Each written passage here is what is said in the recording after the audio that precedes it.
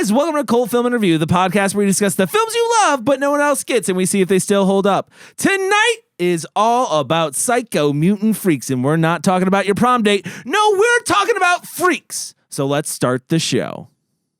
Hey guys, thanks for joining the cult. We really appreciate it. Do us a favor, head over to iTunes, leave us a review. We will give you a shout out at the end of the show. And then when you're done with that, head over to cultfilmandreview.com and make sure that you pick up a t-shirt, watch some videos, check out our reviews for various films on there. And then September 13th, make sure you come out to Film Bar for The Burning. Should be a good time. Jason Alexander with hair. You're going to make sure you don't miss this. It's a rare thing to see. He may be there. I don't know. We haven't talked to his people yet. We're thinking about maybe talking to his people, but we don't know. I talked to him. Yeah. Last heard I said was, could you stop fucking messaging us? Yeah. That's what they told me, but I think, there's a chance. persistence. Yeah, that sounds promising. I thought so. They responded, right? Yeah. Tickets will be available shortly. They're not available yet, but they will be. And make sure you get them quick because, man, our events are selling out rather quickly. So make sure you guys get tickets. And then, as always, I am joined by Kyle Smith. Hey, how's it going? Chris Willenbrecht. Hey, what's up? And Michael Salucio. Hello, everybody. Today we're talking about Freaked. It was directed by Alex Winter and Tom Stern. Came out in 1993. Had a budget of $13 million. Made $29,000 in the box office. Has a rating of PG-13 and currently sits at a 47% on Rotten Tomatoes. Okay. This was a fan pick, I believe. Yeah, this is actually a double fan pick. Double fan pick. T-shirts. The double fan pick. Yeah, this, two fans requested this. So first one that came to us from Ryan McDermott. And he had to say about this, it's a total cult film snapshot of the early 90s. A must-see for Alex Winter fans. What I believe to be Randy Quaid's greatest role. It's fun to talk about as well. Great conversation piece. And our other request came to us from Adam Donnie.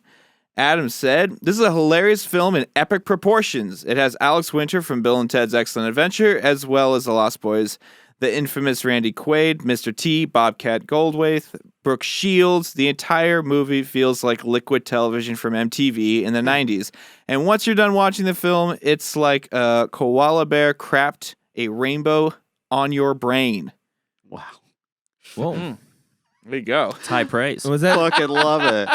Yeah, we had two. It was a twofer. We had two requests on that. Wow, man. Kiefer. That was a great description That of was this movie. That was a fucking great description. I'm very dude. The impressed liquid by that. TV was The liquid Yeah. TV. when I was like, oh is- shit, Exactly. Exactly. Because coming out of this, I was like, what the fuck? What would you call this? And everything they said was true. Did they work on Liquid TV? Alex Winter and Tom Stern? I think they did. No, it was Oh. the Idiot Box was that the what it one is? that this was born out of. That was their project, the Idiot Box, Okay. I think, which was on MTV. TV. Yeah. So All right, guys. Now, who had seen or heard of this film beforehand? Let's start with Mike today. Oh yeah, this was one of my favorite films. I really, used to love this. When did it come out? 90 what? 93. 93? Yeah, I used to watch this a lot when I was a teenager. Mm. Like I was trying to think how young was I? If I was like 25, I would have been like, that's depressing. It's like, yeah, Freak, man. One of my favorite movies from when I was like young, like 25. No, man, I used to watch this a lot when I was a kid. I liked it for some reason. I think I liked the special effects a lot. And I liked what I think like it kind of is just like this cartoon within a movie. Like it's like a live action cartoon is how I would describe it to some extent. And I just thought it was really kind of like new and original and kind of cool. So we'll see if that holds up now. Chris. I went into this feeling like it was my first time watching this. But when I started getting to some of the scenes in this movie, it was hitting me hard. Like I was like, I remember this cow character for some reason. I remember this gremlin-esque looking character that was Alex Winter's character. I'm like, why does this feel so damn familiar? And usually I can tell if it's something that I've seen somewhere, but this one, I know I didn't remember the story, but for some reason, the characters themselves brought back like a very familiar feeling. Kyle. I was like, are you going to cue me? You just want me Yeah, to go? no, I was waiting for you to jump the gun, and I saw you do that. So I'm a dramatic pause on this one. Yeah, I'd seen it once before. My friends are super obsessed with this movie, and I watched it with them one time. And I distinctly remember coming away from that viewing, like, not being impressed with it and being a little, like, annoyed, I think. And so when these requests came in, I was like, I should revisit this one in, like, a different situation, different setting, as opposed to, like, you know what it's like when your friends are like, you have to watch this movie, and they build it the fuck up. And then when it'll never match what they built it up to. That's kind of what happened, I think, on the first time I saw this film. So I think I do that to Miami Connection, and then it just always exceeds Yeah. what I say. So Can't do it enough justice. yeah, I really can't. So this is my first time seeing this movie, and I have always wanted to see this movie. I think the first time I saw it was when Anchor Bay released it on DVD for the first time, like special edition. And I would always remember seeing it in, I believe it was Best Buy at the time where I was buying my DVDs. And I always remember seeing it there and like, I need to pick this one up. And I've always seen it online, either clipped. I think that's where you might feel somewhat familiar with it, because I've seen a ton of clips for this movie because of Keanu Reeves being like Dog Boy and like and stuff like that. So and different things for its effect. So I've seen parts of this movie without seeing it. But I've always wanted to see it, so I was really excited going into it. I was like, finally, I'm going to watch this movie after like 20 fucking years of knowing about it. Yeah. When I was looking into the film, I kept looking at the poster, and I was like, man, that poster art does not sell this movie at all. At least the one that they're going with like Alex Winter on the front and then all the characters kind of surrounding and the blue sky behind it. I'm like, that is such a lame ass cover. Well, they definitely cut like all the marketing for this movie. Even still, like they didn't even try to make it look appealing. Yeah, I think it's one of the worst poster arts, honestly. Definitely tried to Like bury the staring hell at out it, of and this it's just movie. like I'm like I can't gather anything from this. It just looks. It seriously looks like the poster art for like a kiddie show. Yeah. You know. See, seriously, they spent they just ate 13 million. That's what Warner Brothers did. I think it was Warner Brothers. I feel like they Reading reading on it, ate they it. sabotaged this film. The studio did. Yeah. I mean, the Well, story behind it is essentially like, once one producer was in place, like, and he gave the green light on a $13 million budget, and then another producer came in, and they pushed that Studio guy heads out. changed. Studio heads changed, and he was like, "I'm not giving you anything for this movie. It's terrible." I can't believe this has a box office of 29,000. Like, It how only many showed theaters in was in? 2 theaters in the Yeah. U.S. Theaters? Yeah, Opening weekend 6,000. they fucked this movie. That's Did we Yeah. talk so about hard. that yet? What? Did I miss that part? No, we didn't. Yeah. Good. Okay, I wanted to Yeah, we make sure didn't that talk about it. I was like, did I miss that? Like, because that like really explains that number Yeah. really well. Because honestly, I just felt like I don't know. When I saw this film, like it couldn't have been that far after it was released. Yeah. Where the fuck would I have seen this film? You would have had to seen Video. on. You would have had to see it on video. Video. I think. I think that's where TV this would only maybe. only have its life is on video. Like I don't even know if this. I don't know if this even plays to TV. To PG-13. I don't think I'm it. Sure I they don't had know it. if it necessarily did ever play on TV. I think this is totally one of those films that it Maybe got its life in fucking video store rentals. maybe an HBO or something like that. That's what maybe. I'm thinking. Like it had but, to. Like where the fuck did I see this thing? But you know what? As we're talking about it, we should probably get into the plot. So it's time for Plots with Mike. All right, I will put my drink down. Freaked stars Ricky Coogan, man. He's like the hotshot playboy Hollywood star, I guess. Like he's a teen idol, right? Like is that how they're playing him off as? It's like a Leo. Like a Leo. He's definitely like a Leo DiCaprio. a Leo. Circa this time. Yeah. So he's like that type of guy. This conglomerate business is like they do fertilizer, right? Yeah. I think. And they say everything basically except Monsanto. shoes. They do everything. Yeah. Oh yeah, except that's right. shoes. Everything but shoes. Everything except shoes. So they have EES. everything, but one of the things they want to market is this fertilizer that they're testing that hasn't yet gotten an American. Hasn't been. What is it? It's been banned. Yeah, it's banned in America essentially, Yeah. but they're trying to Oh, get it and in here. Europe or Yeah, England. and in yeah. England. So, anyways, they try to get this big hotshot star to come in and be the proponent for it, market it, and stuff like that. And they figure this will get their money out of this stuff. So they send him to this place where it's legal, and he's driving down there, and it's in Mexico. And on the way there, they come across this museum of freaks or a carnival of freaks or whatever. And they go in there and they meet Randy Quaid, who I think is just playing himself as he actually is now. He invites him in. Turns out he's like a mad scientist that is using this fertilizer stuff that this guy's trying to pitch in a formula to create these monstrosities that he's basically selling tickets to and trying to make money for. And his plans go even deeper, and we soon find out why. Soon find out why. That's correct, guys. With that being said, let's take a break. When we come back, we'll talk more about Freaked. And we're back. We are talking about Freaked. That's what we're talking about today. Alex Winter disappeared after this movie, huh? For a little bit. I'm not aware of anything that he Is wrote. that safe to say? I'm not aware of his career. I'm aware of his career being like Lost Boys, Bill and Ted, and this. Well, go find out. But no, Yeah, I'm just saying off the top of my head. From 93 to 99, he didn't do any movies. But in 99, he came back and did a movie called Fever. And then 2012, he came back and did a movie called Downloaded. Yeah. So, and then so it's been pretty, sparse, I would say. So this movie's really set him up to kind of be able to live comfortably for the next Yeah, dude, who did he, 6 years. Who did he get in a fucking fight with, man? Like, that's what I feel like. What? Because that's what I feel like. I'm like, he's not a bad actor. Like, who did he piss? Who did he piss in their Cheerios? All right, you want to hear about it? I actually going down. This is Wikipedia. Yay. Wikipedia, source of facts. Winter, Stern, and Burns accepted a $12 million deal from 20th Century Fox to film their own feature film, which would end up becoming 1993's Freaked. While the film was never widely released, despite positive reviews from the New York Times and Entertainment Weekly, Freak went on to become a cult favorite, though through festivals, TV, and DVD, and was cited by Entertainment Weekly on their list of top 10 comedies of the 90s. But he did not return. Yeah, it doesn't really say anything necessarily happened. I feel like he had to piss someone off, right? Well, whoever came in, let's figure out who the producer was or the executive CEO of the company came in. Obviously did not like this idea and hated Was every... he in charge of the Warner Brothers or whatever for Fox for the amount of time till 99? Fox. I mean... And then he was able to go back to work after that.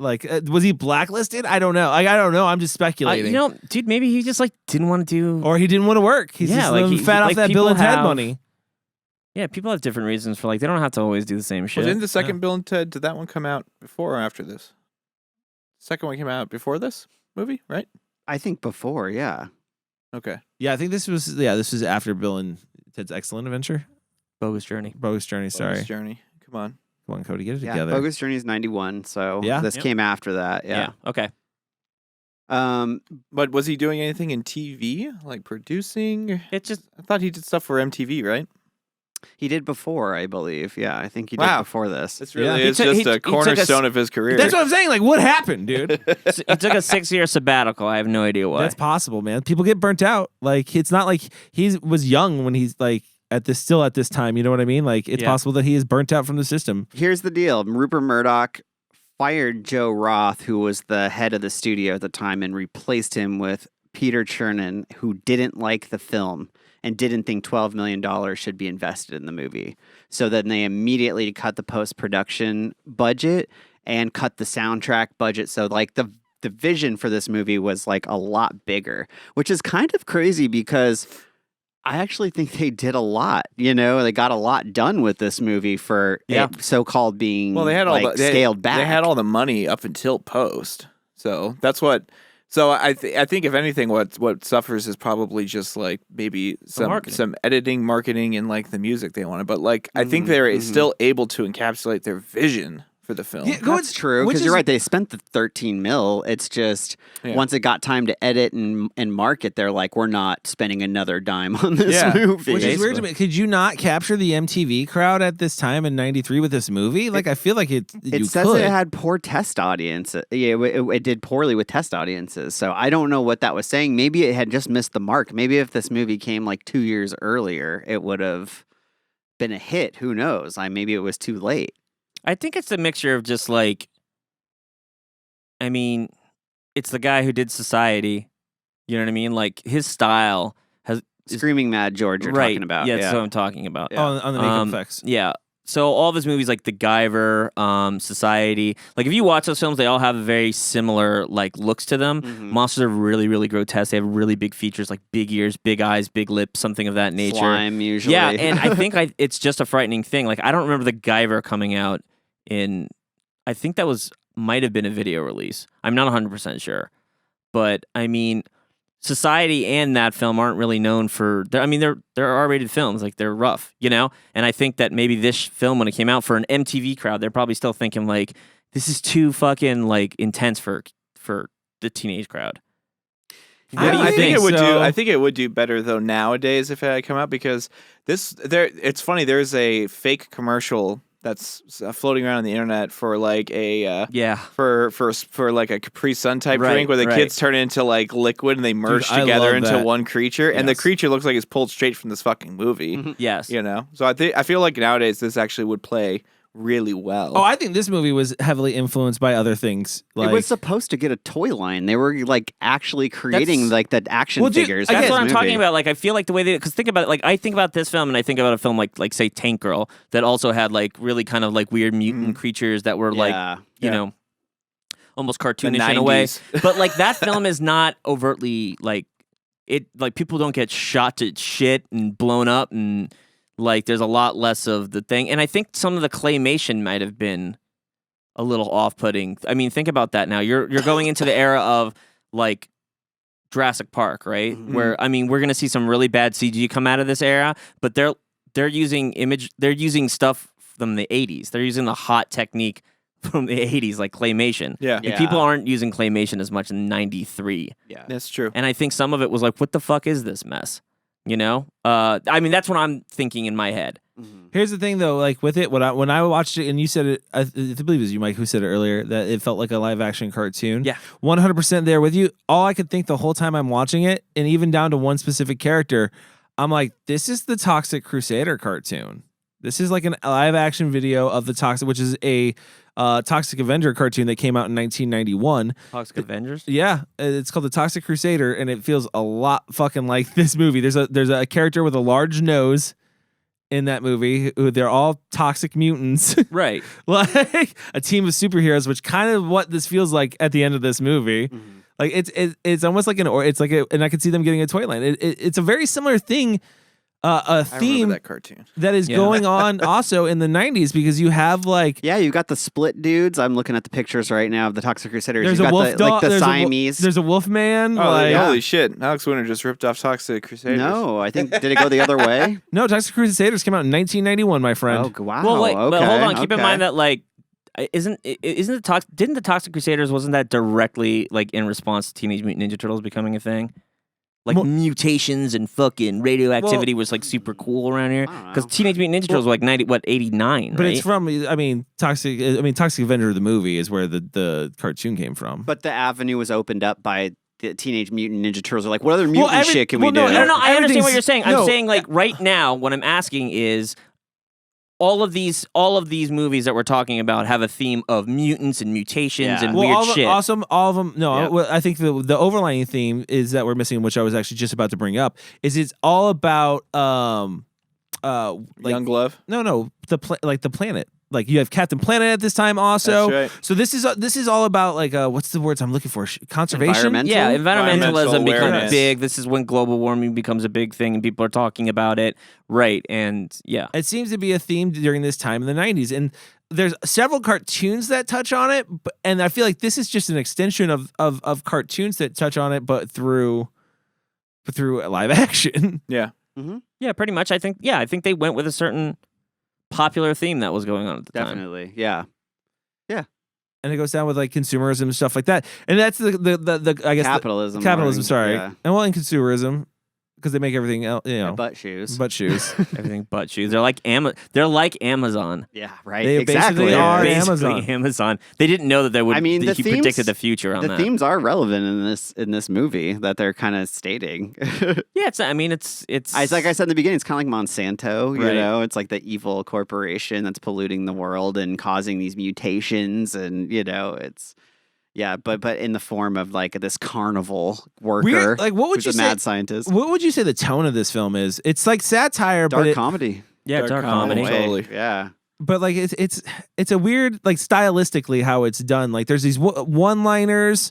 It's almost like a dark. It's like Nothing But Trouble kind of. It feels like a lot of like the type of 90s comedy. Mm-hmm. Like that's it, where it's just like these one-liners, zingers, these quick little gags and shit. I felt like, and I think that's why it might not have resonated so well for me the first time I saw the movie. I got like a vaudeville with a 90s twist to it. Yeah, I mean, I would agree. Like, I think it's kind of like acting is really big in this. Like, every character is really big, more so than even think coming out of that era too. Like, because there a lot of films were like really big and had really cheesy, dumb acting in the 90s. But this one almost seems like they're purposefully. Oh, they're doing definitely purposely like doing it. they're going out of their way to make it look really big. I might be cast out for saying this, but when we were introduced to Randy Quaid's character Scruggs, I'm like, damn, did Rob Zombie get the idea for Captain Spaulding on this character? Is Rob Zombie a fan of Freak?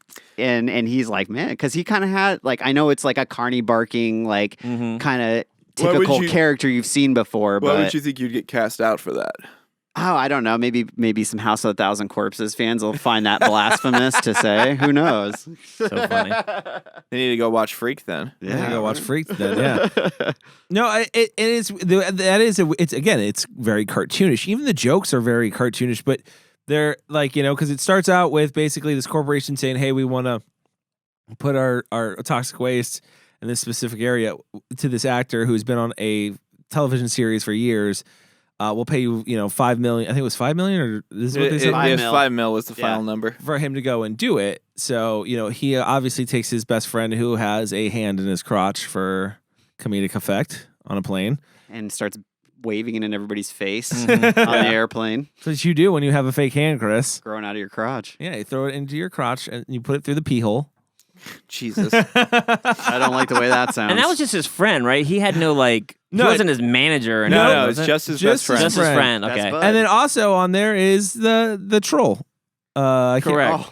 Which is like Alfred P. Newman from Mad Magazine. Yeah, pretty much. It's like, and it almost has that like or Alfred E. Newman Squints from like The Sandlot. If it was like a big cartoon character, like what's funny about it is that the kid has really big features as it is, but they give him these big prosthetic ears to like accentuate what you think like his big goofy Mad Magazine ears would look like. Exactly. I thought that was pretty cool. I was like, the teeth, man. Yeah, but I think those might have been his real teeth. No way. No fucking way, dude. No way. I don't think so. I thought the teeth might have been real. How's anybody live with teeth like that? He's a kid, man. Get some braces. Dude, he was one of my favorite parts in this movie. Yeah, I liked him too. Man. It was funny. I thought he was funnier than the I Want My $2 kid. Really? I disagree with that. I disagree with that. I disagree with that. I thought he was. He But made me here's laugh the thing, more. though. This kid plays a much bigger part than dude. When that guy's one joke, this kid is like a. True. He's one joke that I feel fanatic. like pays off, and this kid, I feel like his joke is once you get it, you get it. There's nothing. It doesn't get built upon further throughout the film. It's just the same running gag. When he starts getting thrown through windows, I loved it. Dude. That part was funny. That's what I'm talking about. Like, that shit was hilarious. And they play him off as, and let's talk about that too. Like that's the other cartoonish thing about this film. There are things in this world that he's created, the director has created, that like is real, like real death. Like if you get shot with a gun, you'll die. Mm-hmm. But like if you fall out of a plane, you'll live.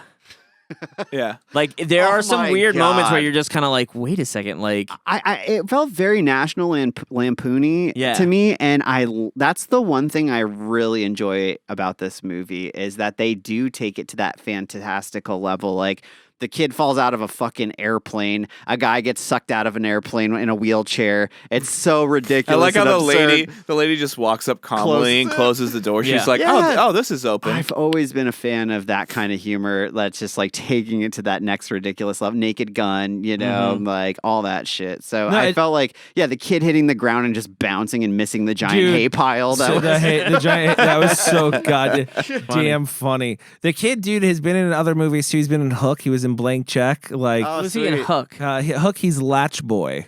And Latch Boy. and Hook. There you go. Chris remembers Latch Boy. I'm not sure which Lost Boy that is. But he's Butch in a Blank Check also, which I believe is the bad kid. He's also in Huck, The Adventures of Huck Finn. He did a lot of movies in the 90s. Yeah. He had a He was look. working. He was working. But I'll tell you what, this is probably the most strange one that I think his parents let him work on. You know, it's got to be. I think this is like one of the most strange ones that a lot of these actors worked I on. was gonna say Brooke Shields being the talk show host that's interviewing I Alex liked Winter. Brooke Shields in this movie. She's funny. Yeah, she's good.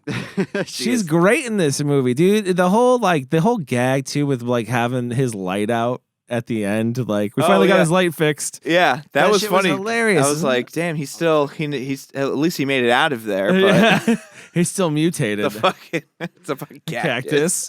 Like just the special effects too are just it's fun to watch a movie with Like practical 3 effects. companies did the effects on this. Yeah, yeah. So I it believe was a it, joined man. effort. Yeah, Yeah, it There's was. so much. He definitely got a lot of people, known for things, but yeah, it was like 3 companies. Even like watching it down, I was like, damn, man, I feel like if how many millions was it, 13 million this cost? Mm-hmm. They had to have dumped a lot of that into Just creature design I and would said say, like, hey, yeah. that's going to be the star of this movie. Yeah, because the locations aren't that grand. Like they're kind of like Some of I think them I are. could count on both hands how many locations. Well, are even in the this editing movie. is like, again, it serves its purpose as being like a cartoonish kind of way of doing it, but some of it, like even the kid flying out of the airplane and then the guy flying out, it's just sped up like super fast, and even when she shuts the door, she walks off and it's still in like But I'm double wondering, speed. There's It's some kind of morphing. weird, there's cheap There's some looking. morphing effects and things that happen in here that I was like, how did they do that? Like I actually thought Well, that would be this, like what I'm saying. Like I feel like that would be the special effect, like the claymation. Obviously, would had to have been done by. And I was probably going to talk about that because you brought it up, saying they're using dated technology, but like the transformation when it's the activist and his best friend like morphing together, like I thought it looked fucking fantastic. Oh no, I liked it, but I liked looks it as great, somebody man. who we were just even with Moonwalker when we direct that or when we reviewed that, like same thing. We were like, claymation's great, man. Like it's cool. Like Yeah, I love that effect though. Well, It looks and I like how the creature from what's the movie we reviewed? His head pops up in the Cyclops while they're morphing together. Equinox. Yeah, Equinox, yeah. It's the Equinox I noticed giant, and that then too. a T-Rex head morph out of it. It's pretty funny. It basically the clay animation fits this one. Even as this movie gets older, it helps it because it gives it a certain style. I think people may have been like, oh, we have way better effects now, and didn't see the artistic value maybe behind it back in the 90s. I don't know. It sounds like critics didn't hate this movie that much. No. It sounds like it was more of like audiences It got didn't mixed get it. reviews. Yeah. I don't even think people hated it. I think it just got buried by the studio, like by I think not that's really advertising it at all. And it was like up to audiences to find it on video at that point, Because like the weird thing to me about it is, and this is why it was like, did he make someone mad? Because I don't think this movie's poorly directed, and I think it has such style to it and such creativity. It's like, how could you not try to give them at least something else in a genre film? You gotta also think of some of the ideas. At this time, Keanu Reeves is relatively popular. I mean, can you imagine going up and then you're like, and we got Keanu Reeves in it. Wait a second, he's in a dog costume the whole fucking time, and we don't even know who he is. Yeah, and he's not. And he's credited. uncredited in this movie. And I was like, Did we forget to tell you that? why? Like, why is that? Was that his choice? Yeah, but dude, but then you get like the best performance out of Mr. T ever. Yeah. Like, Yeah, Wow. it's pretty good. best performance ever when he's going over beauty tips. It was I so was fucking funny, dude man. laughing my fucking ass off. My favorite, probably one of the scenes that I think made me laugh the most this time around was the when they're all telling their stories and Mr. T just looks down at a hammer and it just shows a crescent wrench. And then it shows the house, like stuff happening, and it just cuts back to a hammer. It's like, wait, it's a hammer. He turned the crescent wrench into a hammer? I thought that was fucking hilarious. And the hammer shows up when they're all dressed as milkmen. The hammer has a little milkman costume on. Mr. T's God. holding it. Dude, that fucking line too. Fucking He's stupid. like, he's like 12 milkmen on the same route. No wonder they're fighting. So good. So Yeah. good, man. There's just stupid stuff like this in this movie where there's this like those The whole movie, vaudevillian every like scene. one-liners. Every scene, I feel like there's something dumb in this movie, and Yeah. that's what makes it like There pretty are fun. some of the jokes though that still this time around didn't totally land with me. It's just Yeah. kind of like, that was Yeah. groany. Jesus. There's some groany shit in this movie. I just don't know how you like if you're Alex Winter, how you fucking act through that makeup, man. Well, It had to be that so actually hard. would be my, and I don't know if it was. I am assuming it's him overplaying the character, but Alex Winter's performance in general, and like as the Hollywood star before he morphs, I'm like, ooh, that was cringy to me. Thank you for bringing That was that up. cringy. I was worried I was going to get What? like booed Yeah. here because You are gonna get booed Once he here. morphs, I like him more. once he morphs, Yeah. he was likable to me. But beforehand, I was like, this is such a ridiculous performance. He's I not can't supposed deal to be with likable, it. though. I know that, but he's not even like, oh, you know, he's not supposed to be likable, but still fun to watch. he It was like, I disagree. When you like outshine as an unlikable character in a movie full of like weird characters, I think that's a bad thing. Like you're more ridiculous than all the creatures surrounding you. It didn't ruin it. It didn't ruin it, I wouldn't say, because he does bring it back when he turns into Yes, he morphs. definitely does. But there were some moments in the first 20 minutes or whatever it takes for him to morph that I'm just like, Alex Winter? Like, Really, I thought it. Really? I'll be honest. I just thought it was deliberate. Like, Yeah. I agree. whether I liked it or if it kind of irritated me or not. Yeah. I definitely felt like it was more like I think no, he's just doing this. It took me as a point to Like, get I want you to be into an it. I over the guess. top asshole. Yes, and it's fine if it was a point. I think it was Yeah. clearly an acting decision for sure. It just did not resonate with me, man. I Gotcha. was just like, oh god, See, I can't handle this. I was a fan of it. I thought he played it perfectly because I was just like, this dude's a fucking asshole. And like some of it gets so funny though too because like especially after he morphs, the dialogue between him and Julie over like, well, you're the one who wanted to go to the freak show, and she keeps on blaming him for it, like even though she's the one who's like, let's go to the freak show. Yeah. Which also I think that's where a lot of money was spent too, was on fucking Freakland. Oh yeah. There's quite a few freaks. I mean, we've got Ortiz the dog boy, the worm. I liked the worm. We've got we've got Cowboy, who's literally a half man, half cow, right? Yeah. We've got the bearded lady played by Mr. T. We've got Sockhead, who Bobcat does the voice Dude, for. Sockhead was another fucking fantastic character. Definitely a character. I don't know why I remember it from my childhood, but I do remember. It's ridiculous. Yeah. So it's like there's just like tons of different freaks that they show. Julie ends up morphing with the best friend With Ernie. into a Siamese twin. I thought their chemistry was fun. How they kept like beating up on each other, brother and sisterly, and like One's an activist, one's like a pervert. Like, yeah. And she's always there to deck him in the face, like anytime he says something. And he does to her also. It's The worm is frightening looking to me. I I'm thought like, the oh, worm that's was like very the best Dude, effect screaming in mad this George funny right movie. there. but it has one of the best running jokes of trying to get someone to wipe his ass. Oh my god, right? Dude, That's a really funny thing. It's a great running joke throughout this movie. I just wish I could wipe my ass. Again. I'll say Could they you all wipe my ass? they all played their characters very well. All the actors for being these big in costume. God, those costumes. You must have been in makeup for hours a day to get that shit Can on. I tell you my favorite freaks? And they're not even like freaks in the movie, just my favorite ones. The were eyeballs? The Rastafaris. Yeah. Oh my god. To me, and you know what I like is that they come so much later in the film. Dude, yeah, out of nowhere. And I fucking loved it. I don't know why. I just thought that was a funny idea. And the pupils were the mouth. Idea. Yeah. They're like idea. Well, true. No, I said True. idea, but Oh, I thought you said high. I We said could go both ways, idea Mike. because they were eyes. He was punning it up. I like those characters too. I thought the pun was about them smoking weed because that's exactly where I was going to go. I thought that was fucking funny. Dude, when they so come in, you funny. realize the pupils are their mouths and they're smoking weed. smoking joints through them. I don't think we're really like giving Randy Quaid a lot of credit yet, but as the mad scientist, I feel like he owns the shit out of this fucking character. Yeah, but here's the thing. I feel like Randy Quaid always plays this character. I don't hate that character though, and I certainly don't hate it as like a fucking crazy mad scientist. Yeah, I thought he was great, honestly. No, I don't think it was bad. Like as I was watching this, I was watching I was remembering the Cirque du Free movie. Yeah. And I was like, oh man, if they would have made that like 20 years earlier, Randy Quaid would have been perfect. Like he would have been perfect as Probably that be part. perfect now too.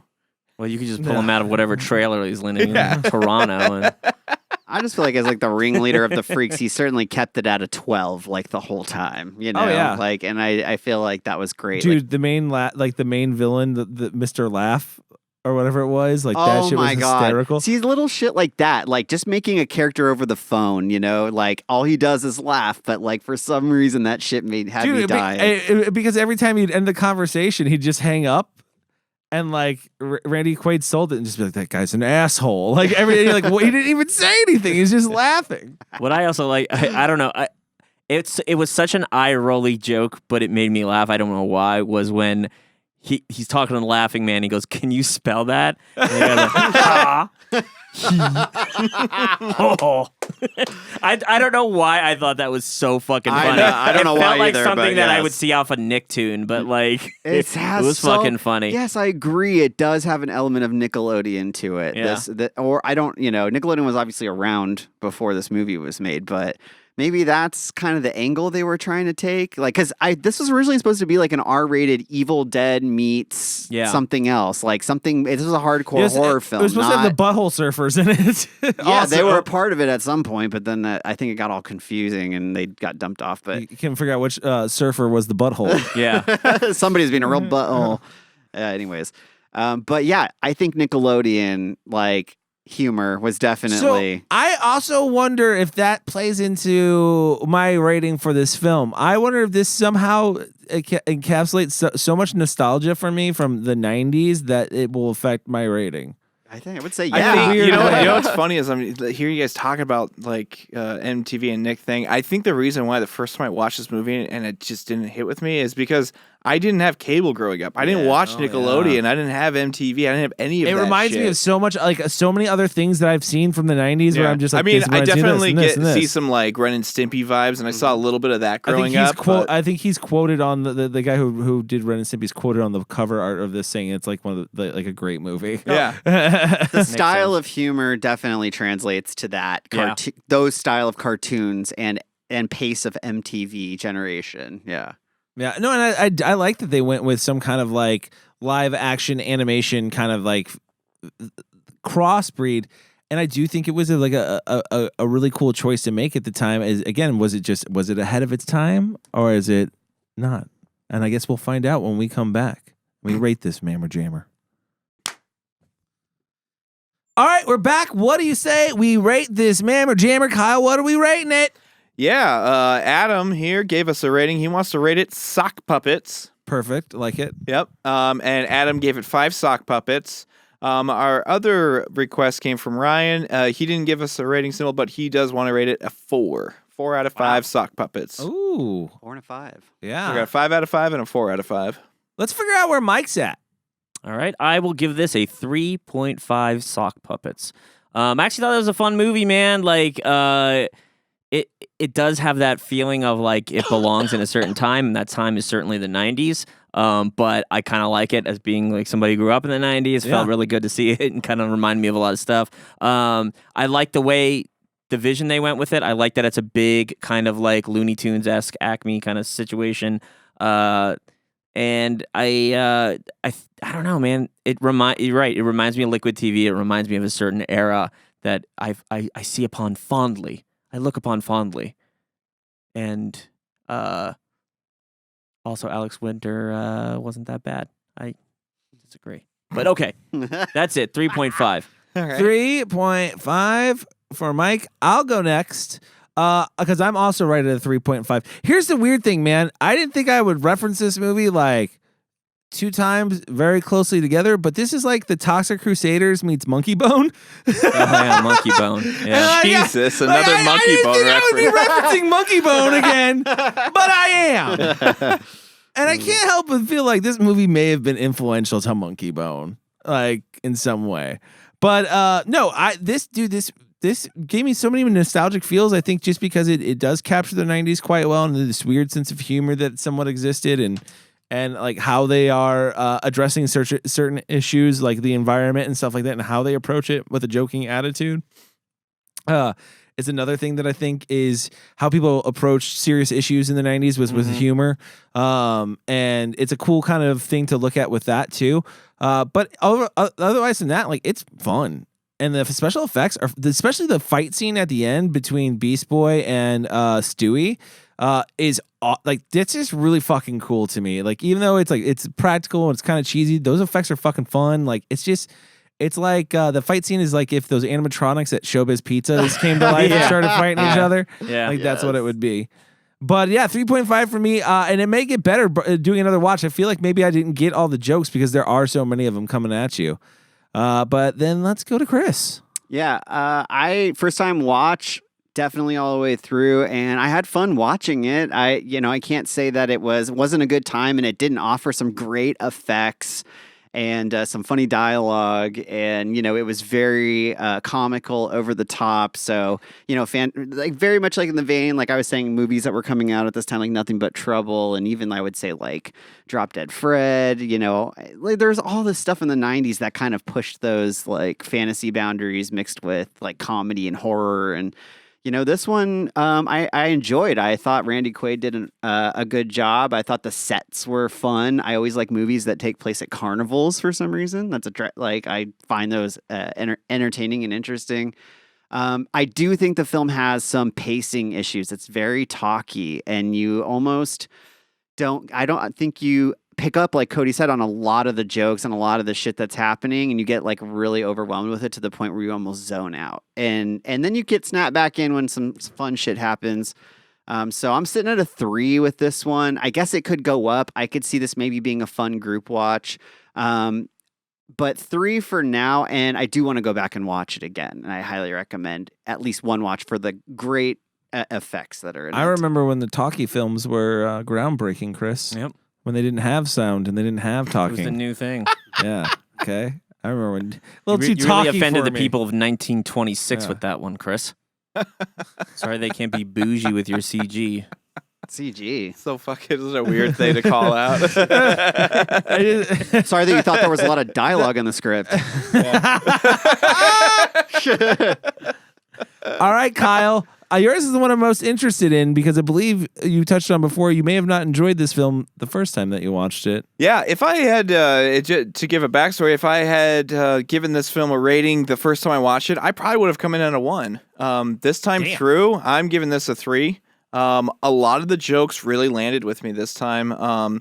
And I love the dark humor. I love this, like the inside jokes and the references to other stuff that happens. I do agree with Chris. I do think there's a bit of a pacing issue with this film. And I don't feel like I got enough of Randy Quaid. I feel like the film could have done a little bit better job of splitting the time between the freaks and their interactions and then Randy Quaid. Because honestly, Randy Quaid, even when he was like on his own or interacting with people outside the freaks, his shit was funny. Like the milkman thing. Even when he walks into the freak show and he's just like, quiet, please. And it's this loud, rowdy place with people shooting guns off and everybody just like sits in their seat right away. Like that was fucking hilarious. So yeah, the movie really, I enjoyed it this time through. I definitely recommend someone checking it out. I don't necessarily know if my rating is going to grow because I feel like I got a lot out of it this time.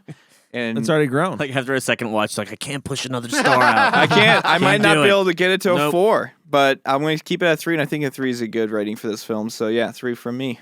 3 for Kyle. All right, Cult members, that's our show for this week. Do us a favor, head over to iTunes, leave us a review. We will give you a shout out at the end of the show. And then head over to cultfilmandreview.com, pick up a t-shirt, maybe check out some of our videos on there and some review boxes. And then leave us a request for films to review like this one, Freaked. And then, it doesn't have to be like this one. It could be whatever you want, but just leave us one for us to review. And then... Sure. Yeah. Check us out on social media at Cult Film in Review on Instagram, cultfilm_review on Twitter, and on Facebook and our YouTube page. You can follow Kyle. You can follow me on Instagram at cultfilm_Kyle. You can follow Chris. Call for a minute. Cool. Sometimes it just gets so revved up at the end because I feel it building. Cultfilm_Chris on Instagram. You can follow Mike At Mike Salustio on Twitter. and you can follow me at VHS Collect on Snapchat and Instagram. That's our show for this week. Remember, if you're going to join a cult, make sure they watch good movies. We'll see you next time. Does that force, Kyle? Did that sound forced? The same thing I've been saying for years?